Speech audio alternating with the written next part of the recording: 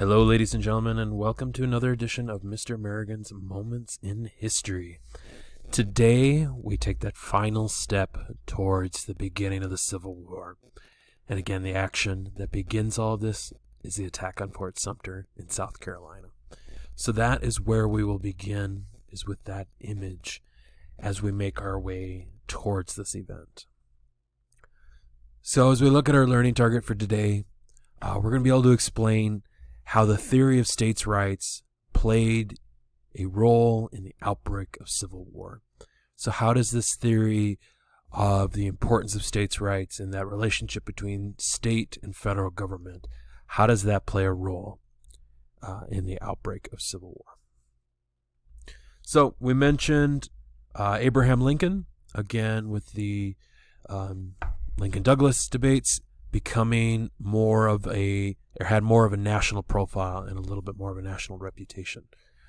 And Lincoln is going to run on the platform that slavery could continue to exist where it did exist and that it should remain. But his idea was that it should be excluded from the new territories and the new states. So the idea of slavery continuing to exist, but that its growth should now be limited. And of course, that's going to be adopted by the Republican Party, and it's not going to sit well with especially Southern Democrats. He is going to end up winning the 1860 presidential election. And part of the reason why he does is there's this divide between the Democratic Party, particularly between the North and the South.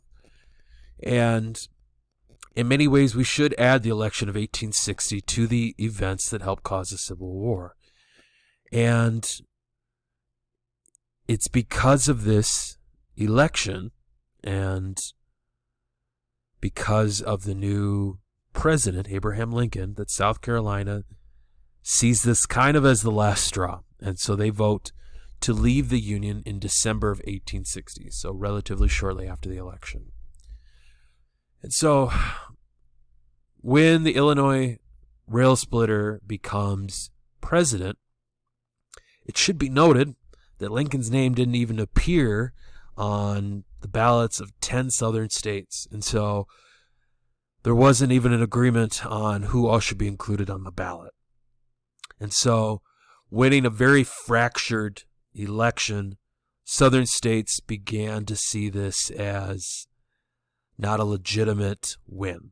And so they chose to take actions. So John Crittenden of Kentucky, he makes kind of a last-ditch effort to try to hold together what he sees as kind of a domino effect after South Carolina secedes. And so he actually suggested to reinstate the Missouri Compromise in order to prevent the secession of other southern states. But his plan was actually rejected by both sides. The North didn't want it, the South didn't want it. And again, just as a reminder as far as vocab, that secession means to withdraw from the Union. So this would mean states are leaving, and in this case, they're going to form their own country, which becomes known as the Confederate States of America. So, speaking of secession, as we fast forward to February of 1861, so again in the winter after the election, 7 states have now seceded from the Union. And they have created what we call the Confederate States of America. And they've elected a new president, that being Jefferson Davis, to be the president of those Confederate States of America. And so now, these states, of course, want to be recognized as their own nation.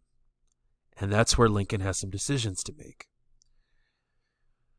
Now, thinking back to this idea, why create their own country? And so Southerners who have seceded, and it should be noted that not all Southern states secede, and we'll talk about that here at the very end. And certainly it's going to play a very important role in the Civil War itself. Southerners justified their secession, the leaving of the Union, with the theory of states' rights.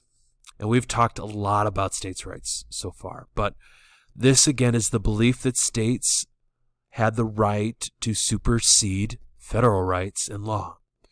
We talked about certainly John C. Calhoun big proponent of states' rights. And of course, South Carolina has pushed back against tariffs that came about during the Jackson era. And this whole issue of slavery. And of course, certainly now with the Dred Scott decision in place, a little bit more ammunition from the Supreme Court.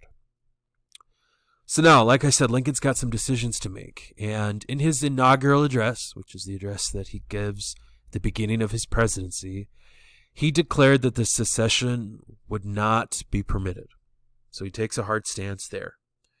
And he tries to appeal to the nature of the Southerners, to try to keep peace in the Union and to try to bring the country back together. Unfortunately, though, like we're going to see, that plea is going to fall on deaf ears. So quick check-in, which was included in the platform for the Republican Party as we headed into the election of 1860. Is it A, that the question of slavery should be decided by popular sovereignty, so again in support of things like the Kansas-Nebraska Act? Is it the idea that in a free society the minority had the right to break up the government, so again maybe perhaps appealing to states' rights and secession? Is it C, that slavery should be left where it has existed, but should be excluded from the territory, so in other words that it can exist where it does, but it should not be permitted to grow beyond where it already is? Or that the Missouri Compromise should be reinstated. So thinking about those options, pause the video if you need to, but let's take a look at our answer, and the best answer is C. Lincoln brought this idea, and it was adopted by the Republican Party, that slavery should be left where it is, but ultimately that it should not make its way into the new territories, so it shouldn't grow. So we finally get to the event that begins the Civil War, Fort Sumter. So the main idea I want us to think about is how the Civil War began with the Confederate forces' attack on Fort Sumter in South Carolina. So just to kind of give you an image here, we can see Fort Sumter is located right here. And you can see that you've got the ship, the CSS Hunley, launching from Battery Marshall. Again, we're looking at February 17, 1864, and it sinks the USS Housatonic, which was located miles off the coast. So here you have the sinking here of the USS Housatonic by the Huntley, and then we see that the Huntley actually disappears on its return voyage. So it certainly plays a strategic role in guarding Charleston Harbor, and so at this point still under Union control, but you're going to see certainly that the Confederates know this and that they want to reclaim it. So the Confederates demand the surrender of Fort Sumter, which again, reminder, at this point, even though South Carolina has seceded from the Union, it's still under the control of the Union Army. And they're guarding it, and again, we talked about its strategic place. It does guard the Charleston Harbor here in South Carolina. So, not wanting to provoke war with the Confederate Army or the Confederation, Lincoln sent an unarmed supply ship to Fort Sumter with the hopes of being able to negotiate. However, his counterpart in the Confederate States of America, Jefferson Davis, orders an attack on Fort Sumter. And before the Union relief ships could arrive, at 4:30 a.m. on April 12th in 1861, the Civil War is going to begin with the attack on Fort Sumter. And so, as a result, you're going to quickly see some other states join the Confederacy. You're going to see Virginia, North Carolina, Tennessee, Arkansas, they're all going to vote to join the Confederacy. So that leads us with our discussion question, is why did Lincoln decide not to send armed troops? Is it A, he wanted to leave the decision to start fighting up to the Confederates? B, the fort was already well stocked with ammunition? Again, thinking about the supply ships, you might be able to rule that one out. He feared the loss of life of Union troops. Or D, he wanted to surrender Fort Sumter to the Confederates. So the big thing is he didn't want to be responsible for beginning the war. And so setting, again, unarmed supply ship. certainly puts the ball, so to speak, in the court of the Confederate States of America. So then that's where we leave ourselves with the image that we kind of started this road on the Civil War to. You can see the states here in green. These are Union-free states. Okay, so these are states where slavery is not permitted and have decided to stay in the Union. You can see Kansas, despite the Civil War there, becomes a Union-free state. You can see the orange. These are Union territories, so they continue to be a part of the Union despite the Confederate States leaving. You can see the pink. The pink states here. These are the states that left prior to the siege of Fort Sumter, and then you can see in the purple that these are the states that left after the attack on Fort Sumter.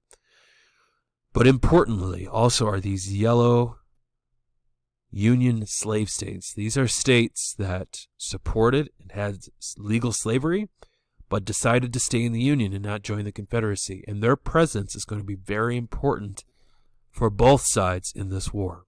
And so we're going to kind of leave you here with the beginning of the Civil War, where we kind of talked about the road to the Civil War. So that's going to wrap up this edition of Mr. Merrigan's Moments in History.